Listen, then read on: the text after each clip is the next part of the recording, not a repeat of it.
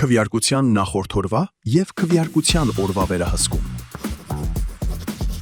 Վստահված անձը քվեարկության նախորդ օրը կարող է ստորագրել չհրկիզվող պահարանին փակցվող թղթի վրա։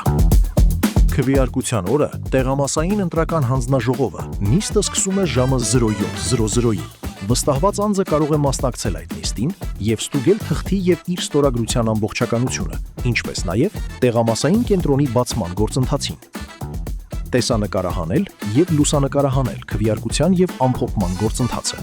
Բացառությամբ քվեարկության ընթացքում քվեարկությանը մասնակցած ընտրողների ցուցակների և քվեարկության կտրոնների։